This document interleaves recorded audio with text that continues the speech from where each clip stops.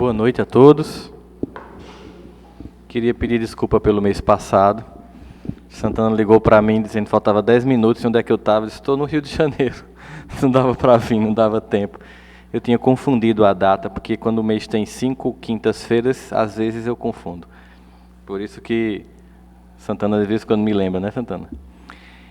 E aí a gente vai falar de um tema hoje, que é abordado por Emmanuel, no livro Vinha de Luz, chamado Amai-vos. A leitura que foi feita até agora trata da ideia que aparentemente é incongruente. Deus nos dá um espírito de fortaleza e de humildade. Ao mesmo tempo, parece que não tem sentido, porque a gente confunde fortaleza com arrogância. A gente sempre tem a ideia de que o forte é arrogante. E, na verdade, a arrogância é a disfarçatez da fraqueza.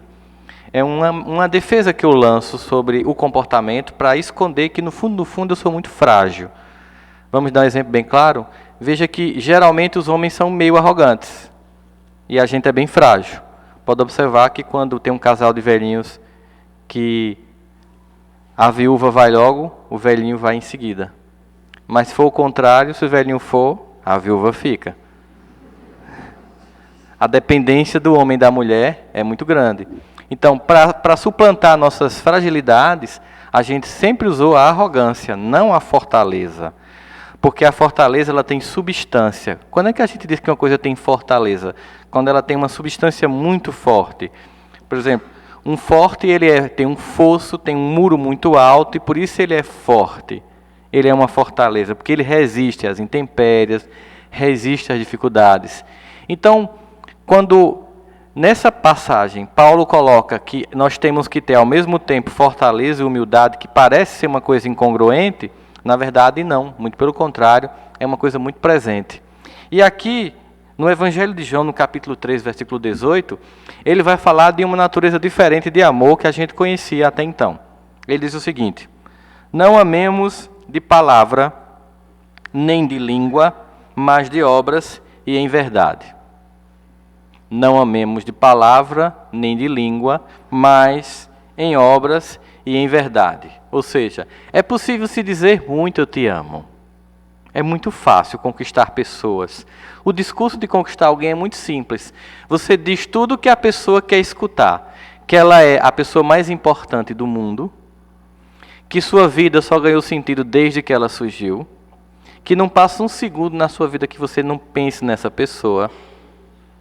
Que sem ela você não seria feliz e que não sabe como aguentou a vida sem lhe conhecer até aquele momento. Quem não gosta de escutar isso? Isso é verdade. Você só vai saber se a pessoa que está dizendo isso, ela tem compromisso moral com você. Tem um videozinho, dá um aviso.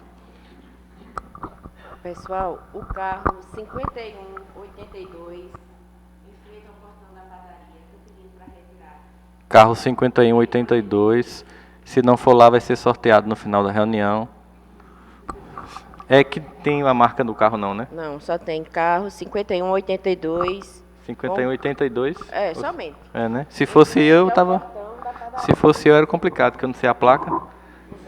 É bom sempre dizer a marca, gente, ajuda, né? Então, nesse sentido, é um videozinho que faz o seguinte, o cara coloca uma mensagem, e na mensagem ele diz assim, eu liguei porque eu mandei essa mensagem porque eu estou com muita saudade de você, não passa um dia que eu não pense em você, você é o amor da minha vida, você mudou o meu viver, é só pensar em você que eu dou um sorriso e tal. Aí quando ele vai mandar enviar, ele entra na seleção, aí tem lá Paula, Ana, Lúcia, aí ele manda para as 15. A mesma mensagem, porque é o que todo mundo quer escutar. É o que todo mundo quer escutar. A fala do Cafajeste é clássica, ele é um excelente conquistador, mas não mantém relação nenhuma. Mas como as pessoas gostam de escutar, e também é muito fácil falar, João nos dá um conselho, que esse amor de palavra e de língua, ele perdeu seu tempo. E olha, há muito tempo que se falava nisso. Quer dizer, desde essa época que se procurava a construção de algo mais concreto, que fosse baseado em obras, mas não qualquer obra. E em verdade, porque nós podemos fazer uma obra baseada na mentira. Então ele falava o seguinte, vamos deixar o discurso e vamos demonstrar. É por isso que é de João a frase, A fé sem obras é morta. É essa concepção joanina que ele apresenta. A ideia de que basta ter fé e pronto, está tudo resolvido, como se bastasse uma abstração intelectual da fé, sem que aquilo fosse uma prática em direção ao coração do outro, estava tudo resolvido, ele vai abolir esse sistema. E aqui, mais uma vez, ele apela para a ideia de que o discurso se esgota. Então, desde aquela época, as pessoas já buscavam coerência. O que é coerência? Quando eu digo assim, fulano é muito coerente, é porque o que ele diz e o que ele faz é muito próximo. E às vezes a coerência do indivíduo é até no erro, porque ele diz coisas erradas e se comporta de forma equivocada. Ele é coerente. Incoerente é quem diz coisas certas, parece ser certo, mas tem uma conduta equivocada. Essa pessoa é incoerente. A incoerência gera um desconforto emocional muito profundo, porque no fundo, por mais que a gente tenha uma profunda habilidade de enganar os outros, de ter um discurso de mansuetude, de ter um discurso de cordialidade, mas por trás falar mal, desconstruir, ser arrogante, procurar desconstruir as relações das pessoas, a nossa alma sabe quem nós somos. Então, por mais que a gente engane naquilo que a gente chama máscaras sociais, que a gente usa, de um modo geral, mais ou menos, no fundo a gente sabe quem a gente é. E nesse contato, para que o amor possa vir, tem que vir a autenticidade. A autenticidade, para que o amor possa vir, inclui, inclusive, dizer, eu estou com raiva de você. As pessoas não conseguem, nas relações, inclusive, ter sinceridade, porque elas não têm a capacidade, porque a relação não tem maturidade para permitir, eu estou com raiva de você, vou desligar o telefone, por favor, me dá um tempo, amanhã a gente se fala. Porque você me machucou. Aí você, não, está tudo bem. O que foi? Porque essa cara, não, está ótimo. Não está ótimo. Não está bem, você está muito chateado, mas você não tem coragem de dizer, o outro faz de conta que realmente está tudo bem, no fundo talvez a pessoa saiba o que fez, nenhum dos dois assume que houve um problema verdadeiro, e a relação vai sendo levada na base da mentira durante muito tempo. E um dia aquilo cai. E o grande objetivo do processo do amor é que venha a verdade como ela for. A verdade como ela for, porque às vezes eu estou imbuído do ressentimento. E dizer isso para a pessoa é uma prova de amor. Dizer que você me machucou é uma prova de amor. Porque eu estou apostando o seguinte, que você me machucou, mas eu não vou fixar a minha relação com você nesse momento em que você me machucou. A relação ela é extensa, ela inclui vários dias, vários momentos, várias circunstâncias, inclusive essa que você hoje me machucou. Porque o mais comum nessa relação infantil de amor é o quanto as pessoas se decepcionam pelo fato de que as pessoas que elas mais amam são as que mais machucam. É muito comum a gente dizer isso. Eu esperava de todo mundo, menos do meu irmão, menos do meu filho, menos da minha mãe, menos do meu pai, menos da pessoa lá do centro espírita. Mas são as pessoas que mais convivem com a gente que têm acesso de como machucar mais profundamente a gente. Tanto que uma traição, ela vem de alguém próximo. Nenhum estrago pode ser feito maior do que o de alguém próximo. Observe que ninguém poderia ter tanto acesso ao núcleo de Jesus para traí-lo que não fosse um discípulo como Judas. Porque o que se tentou antes de matar Jesus foram várias vezes. Ao longo do Evangelho a gente vê várias ciladas que o judaísmo tenta montar para Jesus ser aniquilado já no nascedor de sua mensagem, que o diga a passagem da mulher adúltera, que é uma passagem que eles queriam que ou ele jogasse uma pedra nela para mostrar que ele não era amoroso, ou ele não jogasse e dissesse que não era para jogar, para ele descumprir a lei na frente de todo mundo e ser preso e morto naquele momento mesmo. Então, tentativas de matar Jesus, muitas existiram ao longo de sua caminhada. Agora, foi preciso que alguém do núcleo interno do grupo o traísse, para que se acessasse. Mas, antecipando-se em amor, ele sabia da ignorância do gesto de Judas. Então, obviamente, quando a gente pensa em amar, não apenas por palavras, mas em obras e em verdade, nós temos a ideia de que é um momento de praticar, de viver alguma coisa que tenha substância. E em Romanos, no capítulo 12, versículo 16, para a comunidade das pessoas que se juntam em nome da fé, sejam espíritas, evangélicos, mórmons, católicos, ele faz um chamamento. Vivei em concórdia entre vós.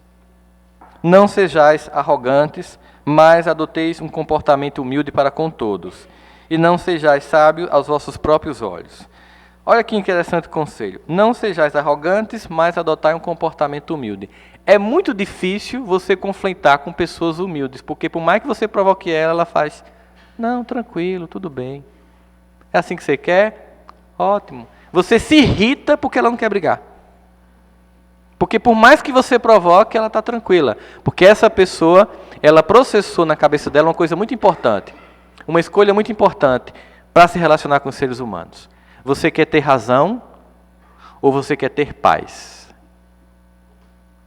Nem sempre eu consigo, para ter a razão, ter paz.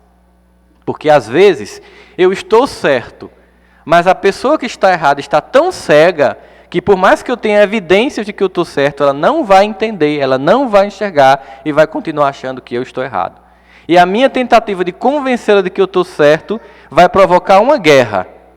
Eu nem vou convencê-la de que estou certo e nem vou ter paz. Então, entre ter razão nas discussões entre as pessoas, no ambiente de trabalho, no casamento, no relacionamento, e ter paz, é você dizer assim, tá bom, você está certo, o que você quer que eu faça?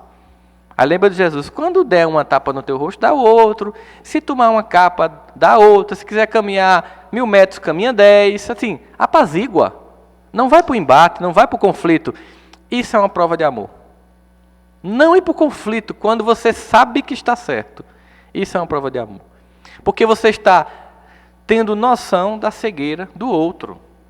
Quando Jesus vai dizer assim, eles não sabem o que fazem, ele está tendo condição de entender que não tem como ter raiva nem ressentimento de quem é moralmente cego.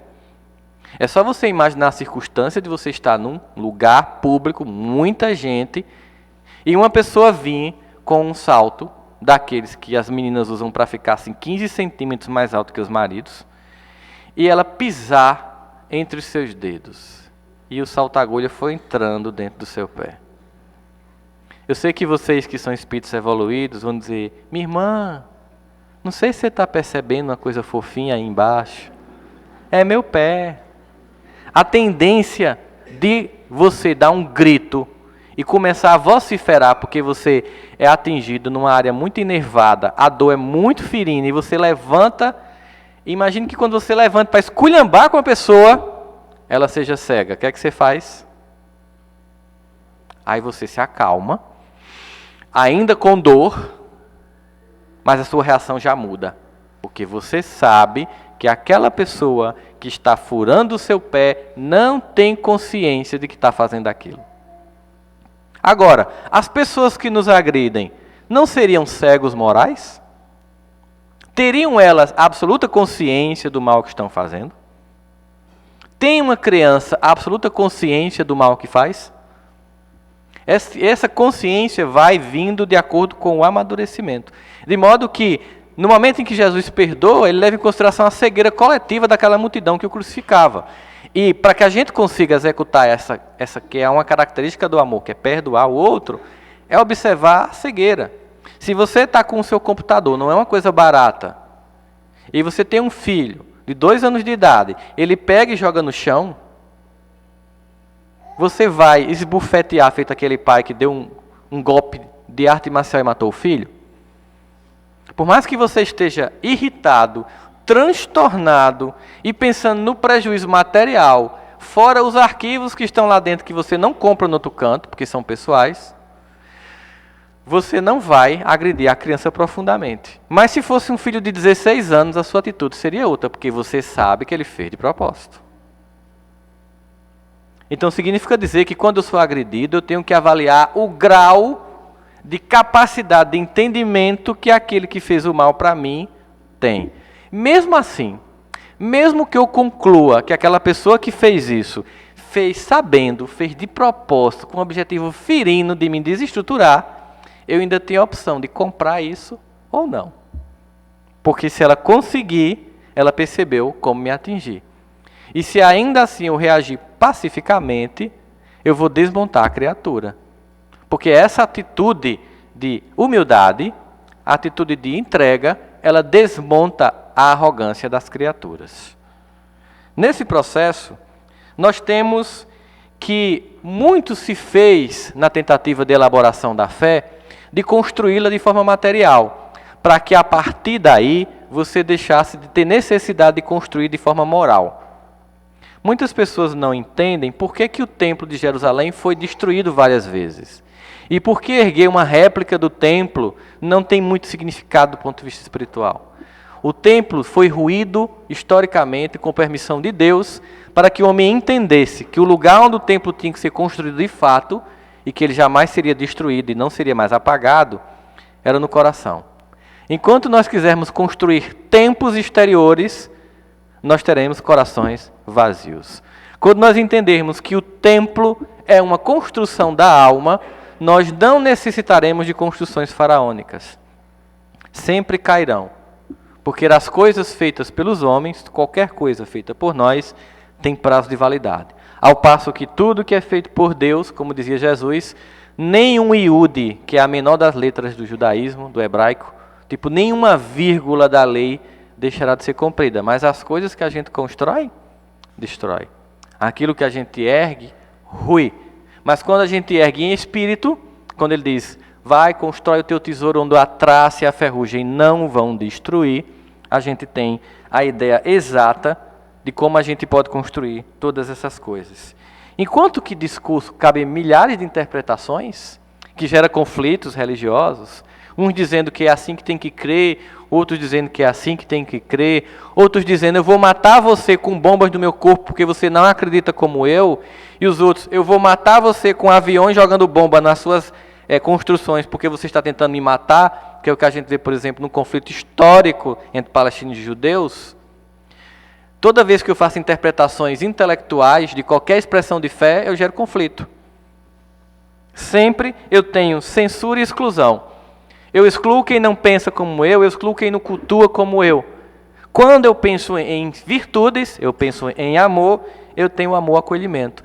Tanto que Kardec tem um cuidado em, apresentando a obra da codificação, na introdução do Evangelho segundo o Espiritismo, ele dizer que ele não vai se concentrar sobre os milagres de Jesus, ele não vai se concentrar sobre as histórias de Jesus, ele não vai se concentrar sobre as caminhadas de Jesus, ele não vai se concentrar sobre nada que gera conflito. Jesus teve ou não em Betesda, ele passou ou não por tal caminho, ele fez ou não tal milagre, isso foi ou não milagre, ele levantou ou não Lázaro, aí discussões. Ele diz, nos concentraremos nessa obra no caráter moral do Evangelho. Você pode entrar em discussões sobre há ou não reencarnação. Você pode entrar em discussões se há ou não salvação por antecipação. Você pode entrar em discussões se há ou não possibilidade de ter espíritos que você denomina de santos. Tudo isso é passível de muita confusão e discussão. Mas não se discute, por exemplo, que perdão é importante. Todo mundo concorda com isso. Evangélicos, católicos, e não somente cristãos, qualquer um, budistas, hindus, muçulmanos, qualquer um, em qualquer expressão de fé, quando se trata dos conteúdos morais, não tem discordância. Ninguém discorda sobre a importância do respeito, ninguém discorda sobre a importância do compromisso, ninguém discorda sobre a importância da caridade, porque isso é um ponto comum em qualquer fé. Agora, como, que mensageiro, em que época foi dita, qual é o livro correto, qual é a passagem correta, qual é a tradução correta, o que foi o que não foi feito, quais as adulterações dos textos, isso aí gera conflito, que inclusive é usado para nos afastar daquilo que é o essencial, que são os princípios. Então, Emmanuel, ele começa a fazer um elenco, a partir dessa leitura de João, não amemos de palavra nem de língua, mas por obras e em verdade, sobre as muitas formas que a gente faz para fugir disso. Ou a ampliação da interpretação que ele faz. Porque esses livros de Emmanuel, em que ele pega um trecho do Evangelho e faz uma análise profunda, é uma exegese. Ele faz uma análise textual, ele faz uma análise profunda de uma passagem que às vezes é uma frase, pequenininha. Ele começa a descrever profundamente aquilo que ele está tentando trazer para nós como um aprendizado que vai além de uma leitura superficial do texto. E ele vai dizer, por normas de fraternidade pura e sincera, recomenda a palavra divina, amai-vos uns aos outros. Tudo bem. Como se processará esse amor aos outros? De que modo? Porque quando Jesus está diante do doutor da lei, e ele pergunta o que é necessário para ser salvo, Jesus faz uma pergunta devolvendo a pergunta que ele fez e não responde, porque Jesus sabia que se respondesse, era uma resposta pronta que daria várias interpretações. Então ele nem responde, ele pergunta, o que você acha? O que está escrito e o que você entende? Ele até pergunta, o que você lê e o que você entende? Porque Jesus sabia que eu podia ler uma coisa e interpretar conforme meu interesse particular. E o doutor da lei responde corretamente, amarás a teu Deus sobre todas as coisas, de todo o vosso coração, de todo entendimento, e ao próximo como a ti mesmo. Aí Jesus percebe, bom, você entendeu, por sua interpretação e pelo que você deslocou do texto da Torá, você entendeu o que é preciso. Vá, faz isso aí que você está falando e viverás. Aí o doutor da lei vai interpretar próximo. Tá, tudo bem. E quem é meu próximo? Veja como as pessoas gostam de criar interpretações para fugir do amor universal. Se ele dissesse um conceito, mais uma vez eu criaria uma frase que geraria múltiplas interpretações. Ele conta uma história extremamente rica, porque ela é cheia de exemplos, a gente já ouviu várias vezes essa história, de um homem que tinha caído no meio do caminho e tinha sido assaltado. Aí passou um sacerdote e nada fez, passou um levita e nada fez, mas passava um samaritano, que comovido com aquela pessoa, levou para a estribaria, pagou a conta e ficou de voltar no outro dia para acertar tudo. Ou seja, passaram dois homens que tinham conhecimento da palavra de Deus. O primeiro era o próprio doutor da lei que começou a conversar com Jesus. E o segundo era aquele que ele, usando na história, era o sacerdote. O terceiro era o levita, que também ajudava o sacerdote num templo. Todos três indiferentes àquela circunstância. Inclusive o doutor da lei que queria um conceito de próximo que fosse apenas os que, como ele, cultuassem a fé da forma dele. E o samaritano, que é aquela pessoa que sempre é motivo de execração no mundo judeu da época, por várias questões históricas que eu não vou pontuar agora. E Jesus usou exatamente essa criatura para dizer que, embora ele não seja um doutor da lei como você que conversa comigo, embora ele não seja um sacerdote que faz as orações no templo e entende a Torá, e embora ele não seja o levita que ajuda no templo, ele foi movido de compaixão. Ele não se esgotou no discurso, ele não teve um amor de palavras, ele teve uma evidência de concretitude de ação. Ele foi movido, ação, é um verbo, mover-se, de compaixão. Um sentimento com atitude, movido de compaixão. Enquanto que outros entendiam profundamente a lei, mas não praticavam, esse talvez nem entendesse muito, mas moveu-se de compaixão. E aí você tem a ideia de que Jesus está ali deixando claro que o próximo é qualquer criatura, e não quem acredita como eu, e não quem vive do meu país, quem fala a minha língua, quem tem meu sexo, quem tem minha cor, quem tem minha condição social. Então, a partir daí, a interpretação que Emmanuel vai dar a esse amor é também universalista, porque ele vai dizer, no momento em que a palavra divina nos exorta a amar uns aos outros, ele não determina a seleção. Eu só vou amar pessoas assim. Lembro daquela música de Caetano Veloso. E para começar, eu só vou gostar de quem gosta de mim. É muito fácil gostar de quem gosta da gente. Não tem nenhum mistério nisso. Não tem nenhum mistério. Não determina seleções. Ou seja, que eu vou escolher quem eu vou amar. Não exalta conveniências. Não, eu vou amar mais fulano porque fulano tem dinheiro, vai que eu precise lá na frente, fulano tem poder, vai que possa me ser útil lá na frente, né? Fulano é bem articulado, vai me ser importante num outro momento, você nem está precisando agora, mas vai que precise. É bom você bajular aquela criatura que pode lhe dar um retorno. Então não existe amor, obviamente, nessa relação, existe apenas interesse.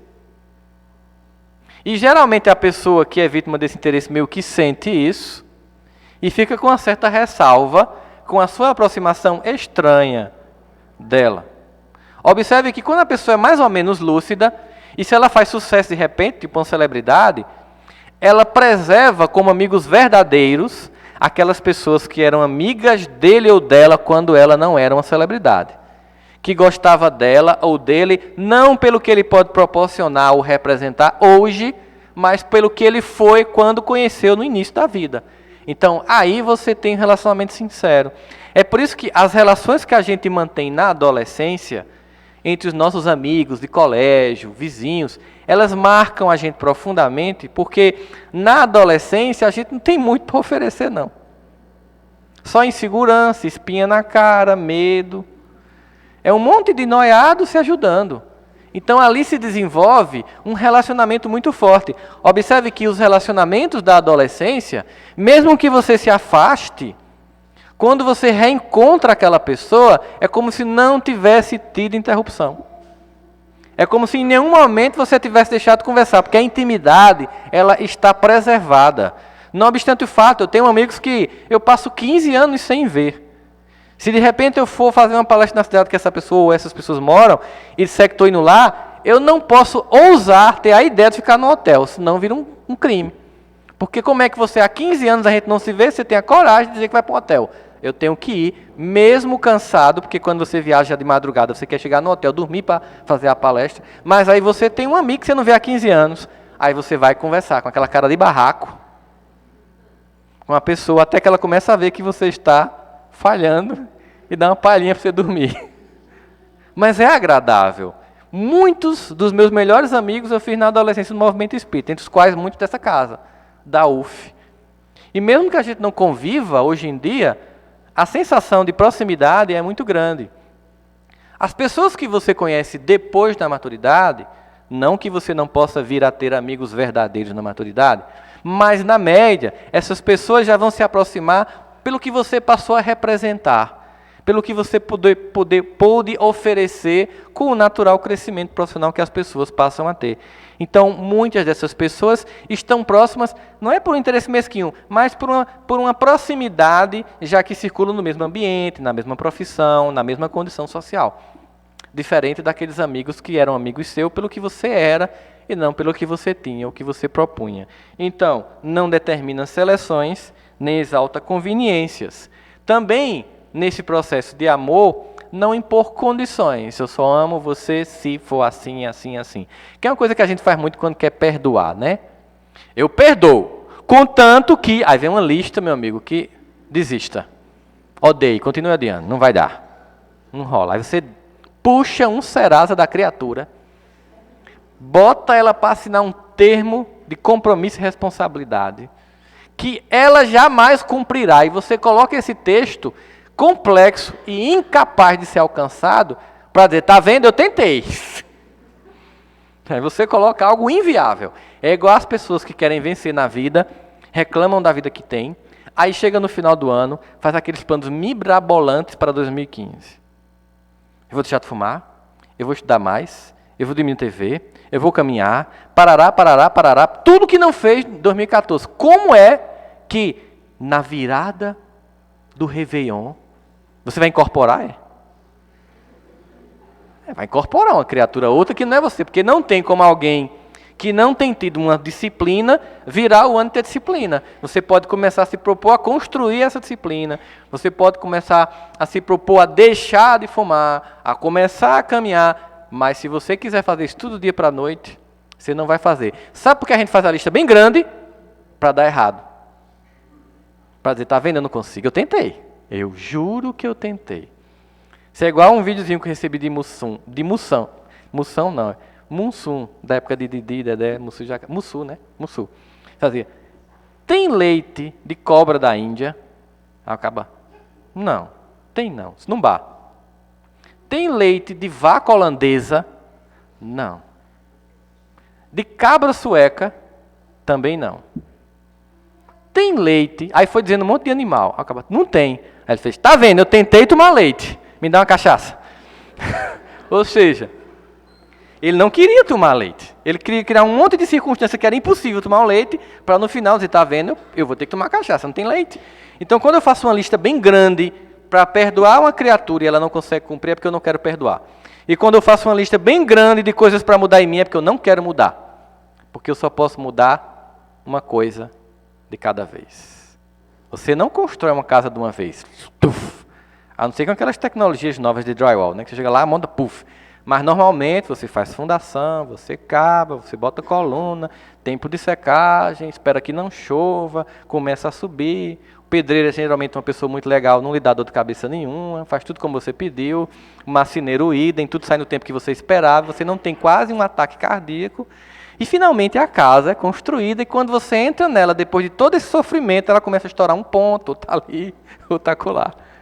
Isso é uma construção física e emocional. Então, no processo, impor condições a você para se amar. Eu só vou me amar, eu só vou gostar de mim, eu só vou sentir autoestima quando eu tiver tal título, quando eu ganhar tanto, quando eu andar em carro tal. Você não quer se amar. Porque quem se ama, não tem condições para se amar. Se ama como se é, e não como se gostaria de ser. Até porque, para eu me tornar o que eu quero ser, eu tenho que amar o que eu já sou. Porque se eu não amar o que eu já sou, eu não sou grato. E quem não é grato no pequeno, não merece o grande. Não merece. Não desfavorece os infelizes. Enquanto que, por conveniência, eu vou tratar bem fulano, porque pode no futuro ser importante para mim, já cicrano, nunca vou precisar dessa criatura. Para que dar um bom dia para ela? No máximo faz, oi fulano. Fulano, como é que você está? E abraça. Como é que está o seu menino? A pessoa lá, ei, só um minutinho. Ignora. Porque não é ninguém que vai ser importante para você. Lê de engano da comédia humana, né? Porque a vida dá tanta volta, gente. Dá tanta reviravolta. E aquela pessoa que você julga que você nunca vai precisar, pode ser a pessoa que mais você vai implorar atenção no futuro. Mesmo assim, significaria dizer que por interesse maior, e sabendo que a vida gira em fluxos inimagináveis, como a gente viu recentemente na história do Brasil, uma eleição que parecia já pré-determinada para acontecer de uma forma, um imponderável acontece e todo o quadro se reverte, porque quando as coisas tendem a acontecer, acontecem. Então, pessoas que você achava que não tinha importância nenhuma, uma candidata a vice que quase ninguém chegava com o microfone perto dela, já é, a preço de hoje, uma quase presidente, e todo mundo já está bajulando. A vida inverte. Então, não impor condições, não desfavorecer os infelizes e não menosprezar os fracos. Menosprezar é muito forte nessa palavra. Menosprezar fracos ainda mais. Porque um fraco é alguém que em alguma medida já é socialmente menosprezado. E tem de você a possibilidade de uma atitude de diferença. Mas pode receber de você uma continuação do desprezo coletivo. Você pode, por exemplo, ser um servidor de um hospital público que vai atender alguém que está chegando lá com uma pessoa muito amada, em condições terríveis, e por isso mesmo está fragilizado, e na hora do suporte, que seria a condição de você expressar seu cristianismo, não no centro, não no culto, não na missa, mas no cotidiano das suas práticas, não de palavras, mas de prática e de forma consistente, você menospreza do mesmo jeito, porque é um filho do pobre, é uma mãe pobre, com um filho que caiu porque era um mototáxi, é uma pessoa que você acha que você nunca vai precisar. Tenha calma, minha senhora, não é assim não, aqui tem fila. Por mais que isso seja uma verdade, a forma de dizer isso para uma mãe que está vendo um filho todo ensanguentado, impacta profundamente naquela criatura. E de forma muito comum, a gente sempre pensa que expressar o evangelho na plenitude, talvez seja, as pessoas acham que dá uma palestra tão fácil. Não. É naquele momento que ninguém está olhando para você, que só tem você e o outro como testemunha da atitude. E Deus, que tudo vê, mas com muito amor, Ele não vê para punir, vê para nos acordar. É a hora que você vai testemunhar a consistência da sua experiência de fé. É a hora em que você, sabendo que nunca aquela pessoa pode proporcionar nada, muito pelo contrário, não só ela não vai proporcionar, como vai lhe dar trabalho, porque quando você resolve estender a mão, você se compromete com o outro. Se você resolver ajudar, a pessoa vai pedir mais, não é normal? Ela vai pedir mais. Ela pode depois assim, ele está na UTI, disseram que eu tenho que comprar um sabonete líquido, eu não tenho dinheiro, você pode me ajudar? Aí você faz, para que eu fui ajudar, Jesus? Estava todo quietinho no meu canto, lá vai pedir um sabonete líquido. Vá à falência, né? Se você der um sabonete líquido, você não vai pagar o Big Mac. É uma tristeza isso. Mas a gente já começa a se incomodar. Quando faz, aí já começa, não, eu faço só até aqui. Não faz privilégios. Não pede afastamento dos maus. Isso é muito legal, né? Porque assim, você está num grupo de estudo, aí tem aquela pessoa que discorda de tudo que todo mundo fala. Já viu isso? Acontece muito comumente, né? Aí você faz, ai meu Deus, começou. E geralmente ela quer dar uma palestra dentro do grupo de estudo. Aí você faz, Jesus, oremos. E tudo que você pede na oração é, por que ela não desiste? Por que ela não vai para outro canto? Por que ela não vai para outro grupo de estudo? Por que ela não deixa a gente em paz? Porque o objetivo dela estar ali é para lhe proporcionar o desenvolvimento da virtude da paciência. Que não vai acontecer lendo sobre paciência em Joana de Ângeles. Vai acontecer tendo paciência com aquela pessoa que está lá. Não é fácil. Às vezes a pessoa é repetitiva, vai dizer a mesma coisa, às vezes não é um discurso articulado, mas o que aquilo quer dizer para a gente?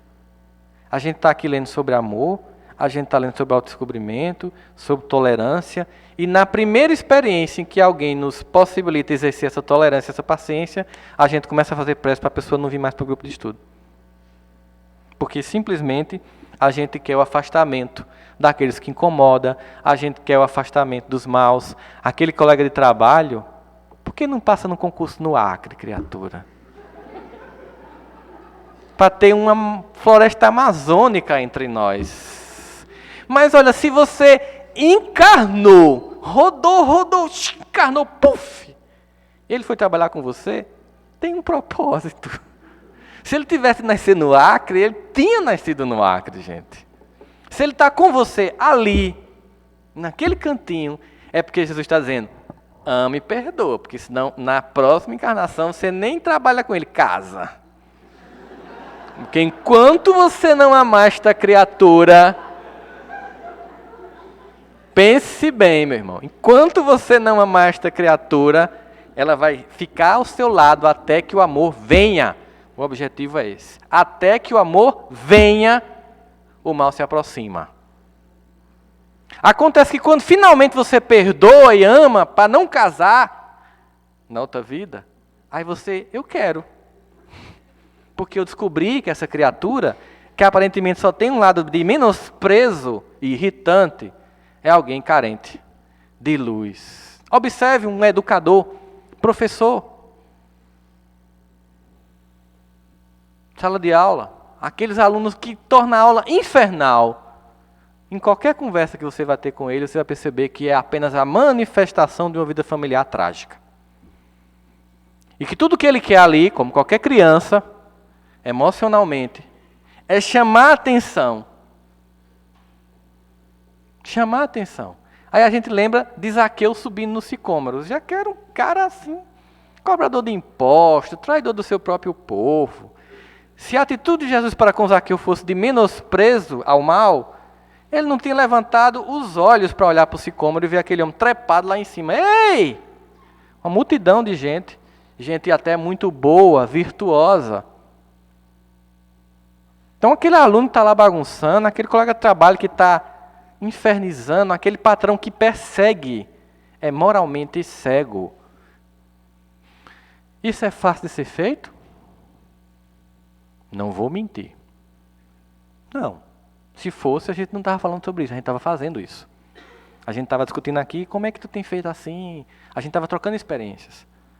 Isso é um discurso de mais de 2000 anos na tentativa do Evangelho se implantar nos nossos corações para que ele seja prática. Porque não é fácil. Agora, odiar é fácil? Ter ressentimento é fácil? Desejar que o outro suma é uma coisa legal, nesse sentido? Não. Então significa dizer que eu preciso processar uma mudança de conduta. Aquilo não é fácil, mas como qualquer coisa que eu exercito, passa a ser. Qualquer coisa que eu consistentemente resolvo exercitar, fazer, passa a ser. Quando você passa a ter uma visão diferente dos acontecimentos, passa a ser. Observe que é muito comum que você, quando está dirigindo, você dirija por você e pelos outros. A gente escuta esse conselho. Todo dia de manhã, você acorda e vai para o seu trabalho. Quando você vai dirigir um carro, você vê quantas vezes uma desatenção sua, não pelo que você está fazendo, mas pelo que o outro está fazendo, pode provocar um acidente. E se você se deixar levar por todo, no percurso do trabalho, no meu caso eu levo 25 minutos para chegar, por todas as loucuras que eu vejo no caminho, eu vou chegar esgotado. Geralmente eu ficava irritado porque a sensação, para um ego doente, é que foi de propósito. Passou, mas é safado mesmo. Aí você persegue, para no sinal e olha, abre o vidro. Quando o cara é bem grande, você fecha. E agradece que é fumê. Faz de conta que não viu, né? Então aquela coisa de desafio, estou no carro, como é que você faz isso? Passa o carro. Aí um amigo meu uma vez estava comigo e fez: Rossano, tu já parou para pensar que ele pode estar com desinteria?